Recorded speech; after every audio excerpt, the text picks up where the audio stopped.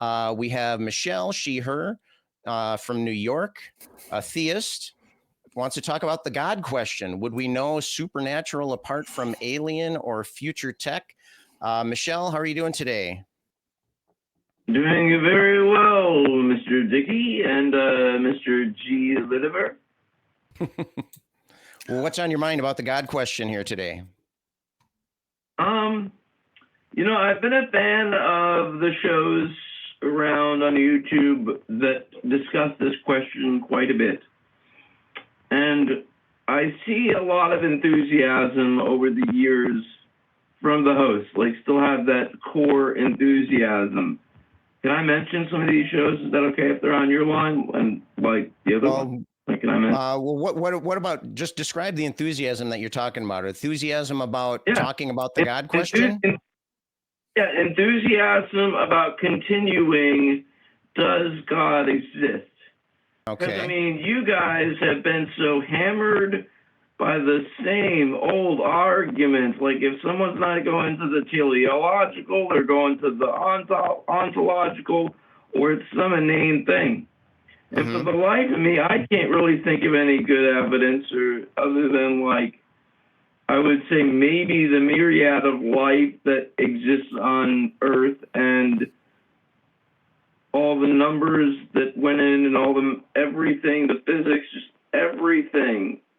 It just seems to me more likely that God. It doesn't seem to be more likely that Big Bang. Michelle, you are a theist, so you presumably you have been persuaded by this stuff. So what is it specific? You know, what is it specifically that has persuaded you?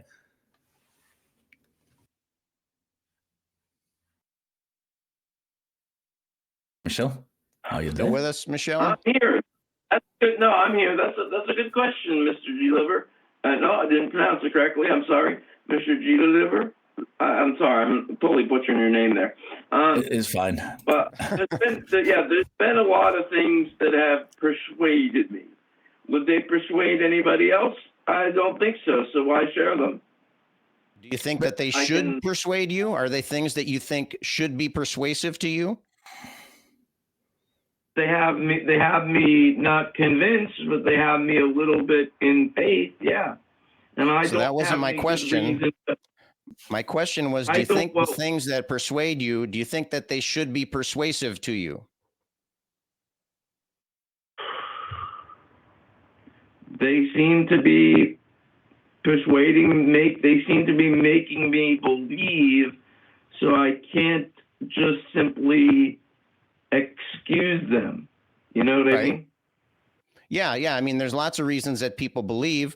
We know that confidence and belief is an emotional response. When you have confidence in something that was said or that you hear, that's an emotional response. And we all know that emotions can come about for bad reasons. Maybe we get angry at somebody because we're hungry or tired, or because for whatever reason, maybe something bad happened earlier that day. So we know that emotions can come about for bad reasons. And so I think it's important to examine those reasons. If there's something in your life that's convincing you to believe that a God exists, it's really a red flag to me when I hear somebody say, well, there's this thing and it convinces me, but it's not going to convince anybody else.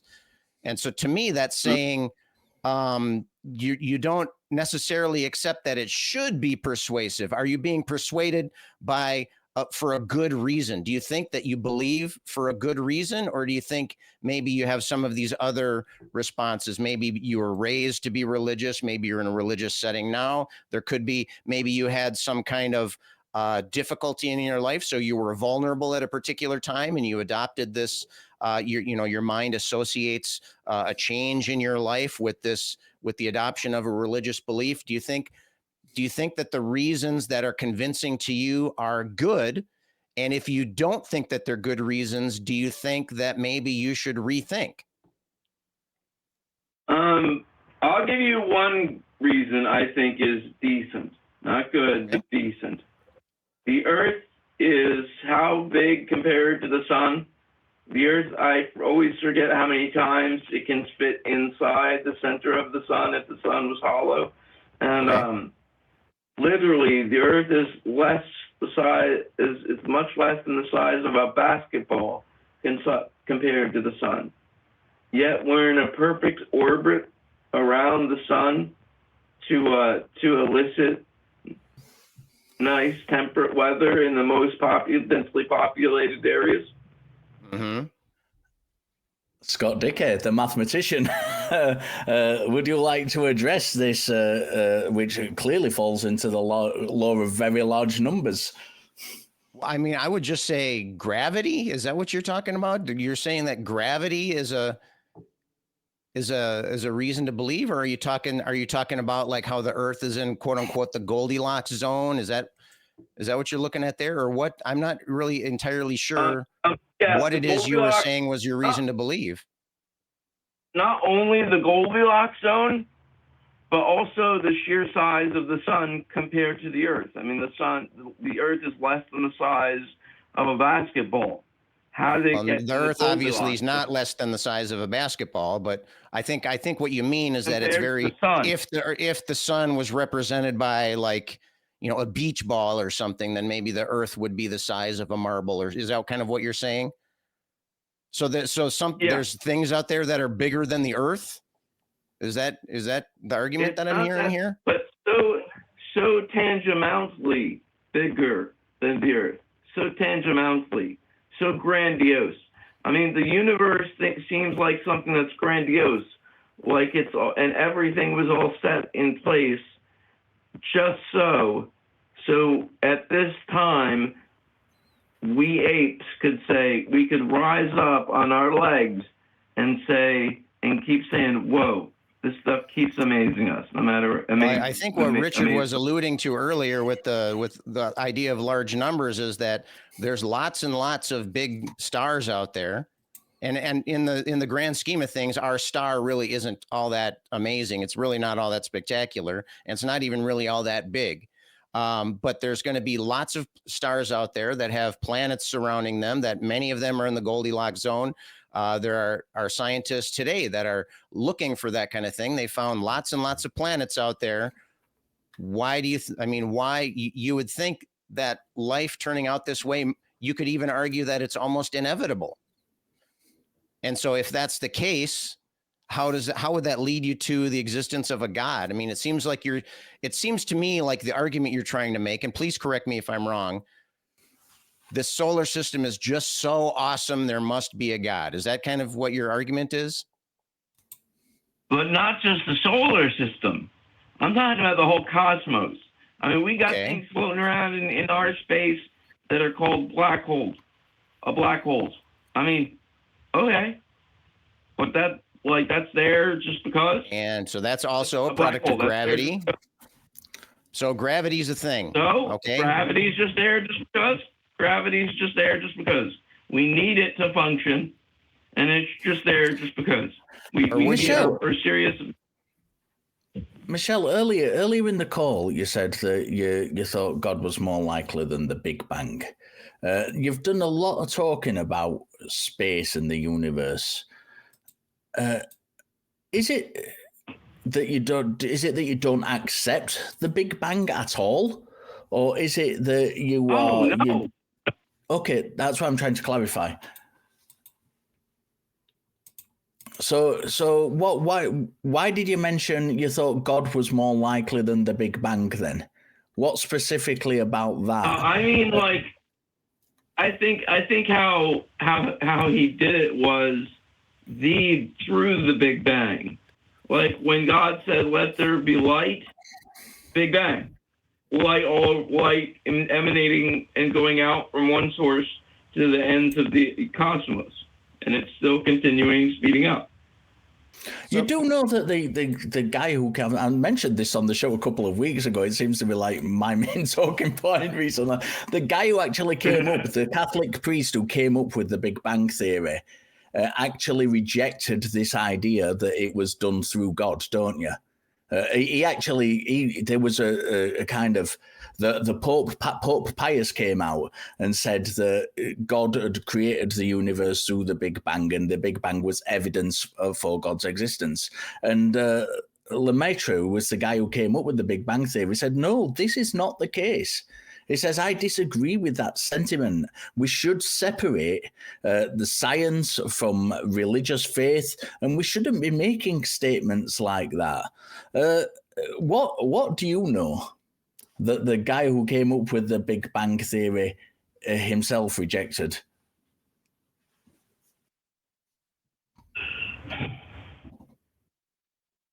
Well, it's interesting. I mean, do I agree? Do I disagree? Does it change my position at all? I would have to think about it. I'm not going to say that I'm going to change my position based on that solely and solely alone. Though That's I not what would he was say, asking. Well, I'm Richard running was on asking is hardly- what's different Yeah. about what you know than what about what he knows? Do you know something that he doesn't? Probably no. He probably knows a whole lot. The guy probably knows a whole lot more than I do. I'm just the Okay. layman, and if that. But that was my opinion. And if a god that was even less than maximally powerful had the ability to create a universe or dimension or realm or more than one of them and wanted to and decided to, he most certainly could. And if he wanted to do it via Big Bang, he most certainly could if he could. So why If is he that? existed. Excuse my argument altogether. Right? But that can only be true if God exists. If God doesn't exist, then God can't do any of those things. Right. I agree with you. Okay. So do you I'm think on that that I'm is on an a good important day. point? I mean, we're talking about taking the universe, which you have, some knowledge, but using your own words, you're not, much less than say, Lemaitre did. So do you think that's good to then go on to that next step and say, oh, well, then it must be God? I mean, do you think it's, because I haven't noticed in any of the things that you've said, none of the sentences that you've said have ended in therefore God. And so it sounds like you're just trying to talk about a situation and then to feel comfortable about the conclusion you've already made. And I apologize if I'm mischaracterizing what I'm hearing here, but please clarify if that's not the case. Are you looking to justify a belief you already hold for irrational reasons? Are you trying to kind of wedge something in there? No, definitely not. You'll have to forgive me. I'm running on not much sleep and a lot of coffee, so I'm a little loosey goosey at the moment. So if I'm lacking a certain decorum, please, forgive me. What is it about? What is Michelle? Sorry for interrupting, but what is it about this idea that God set the Big Bang into motion? What is it that makes you think that's the case? If you were to say someone, I think that God created the Big Bang, set the Big Bang into the motion, set everything into motion, and I think this because.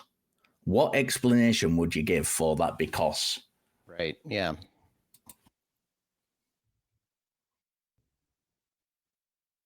Because he loved us.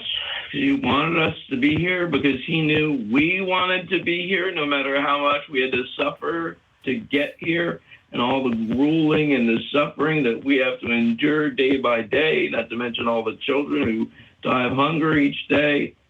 I mean, do you believe children that God could save? It's a story. It's a story that makes you satisfy. Is it because it's a story that you like? Is that what you're saying? Because your reasons for believing in God, that you're just, the way you just answered Richard's question is because he does this. So the answer that you gave presupposes the existence of a God. And so if you are actually trying to justify that belief, you don't start by already believing it. Do you see the fallacy there? Yes. Do you have a problem with that? Do you think holding very important beliefs, and if you're a theist, I'm assuming that you feel that your beliefs in your God are important in your life. Do you think that you should approach that kind of belief in such kind of a slapdash way, or do you think that that's acceptable to you?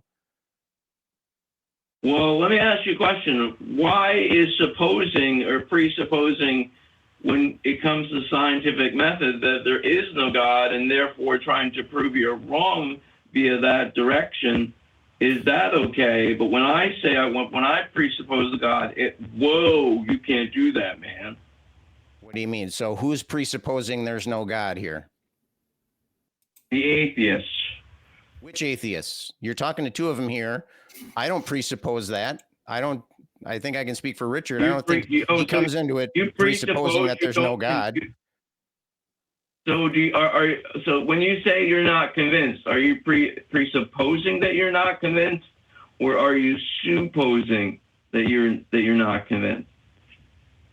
Because it's an observation of one's own inner state. I mean, we can all say things with relative certainty about our own psychological state. If I'm not convinced, I can recognize that. If I'm not sure, I can recognize that. If I am convinced, I can recognize that. It's if you're asking us, are we presupposing our own psychological state? That, to me, that's kind of a ridiculous question. Do you see why? Yes. You care to rephrase your question? No, because you really botched the holes in it, and you got a bazooka there. You picked it up. You got a bazooka. You picked it up and you fired it through my argument.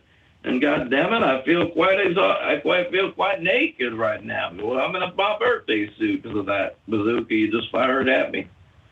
But I'm having fun in this all, guys. You guys have treated me nicely. Thank you. I feel like I butchered all my art. You guys have treated me nicely. Yeah, go. I think Michelle, go and get some rest, so you don't have to keep running on coffee to talk to us. Have a think about the call. Yeah. Listen back to the call. Have a think about it, and when you've kind of had a good think about it, give us a call back and kind of let's follow it up and see where you go from here. Yeah. All right. Sure yeah. Thing, thanks guys. so much for your call, Michelle. We really appreciate you calling in. I enjoyed the talk here. Yep. Bye-bye.